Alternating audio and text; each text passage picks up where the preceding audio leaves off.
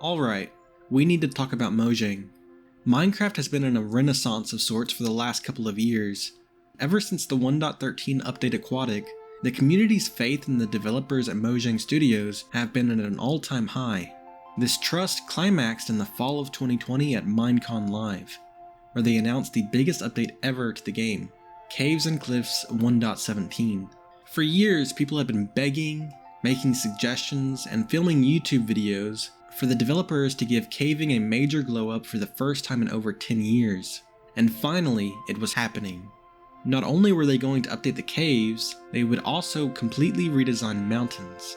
After 3 amazing updates to oceans, villages, and the Nether, players were confident to jump onto the hype train, and the future looked brighter than ever.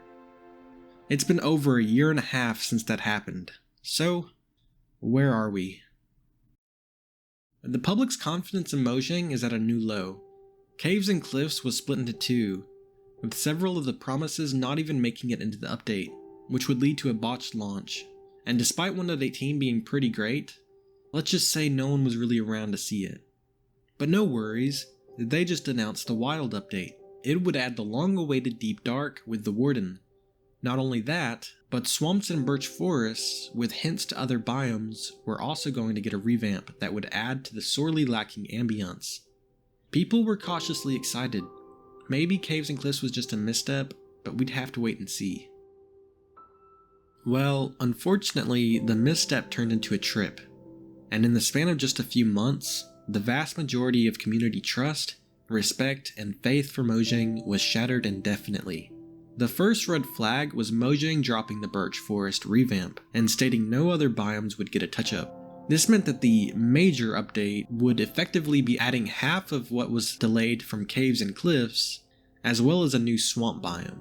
It really doesn't help that in their video explaining these things, the narrator somewhat hubristically proclaimed that concept art isn't a promise, despite Mojang pretty clearly emphasizing said revamp.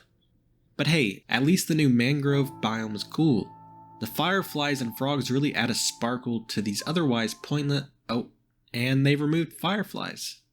They've removed a 2-pixel aesthetic mob because frogs in real life can't eat fireflies. How did the community react? The entirety of Minecraft YouTube, Reddit, and Twitter came together to collectively sign disbelief at such a seemingly pointless decision. Mojang promised an update that would add ambience and nice aesthetics to overworld biomes, and they handicapped it because they were too lazy or incompetent to change a line of code that made one entity kill another.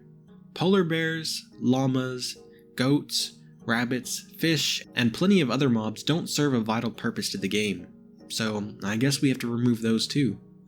Okay, I'm ranting now, but eventually the update did come out, and honestly, it wasn't the worst.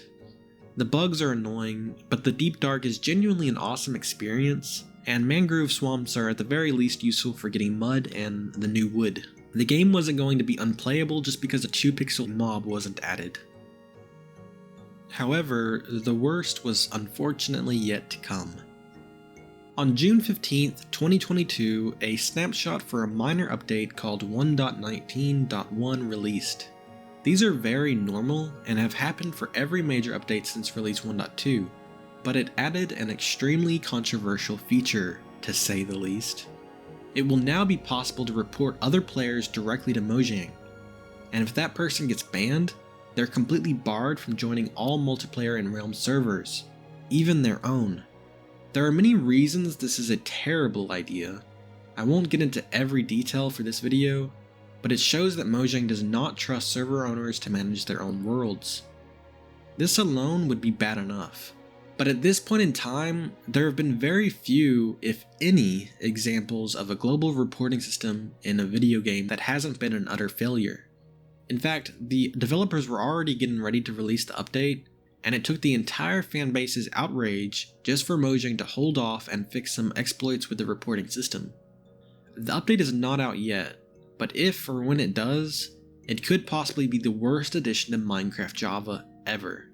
Many players feel like we're going into a dark age, and that just like the 1.9 combat update, 1.19 will split the fanbase and cause a huge loss in popularity.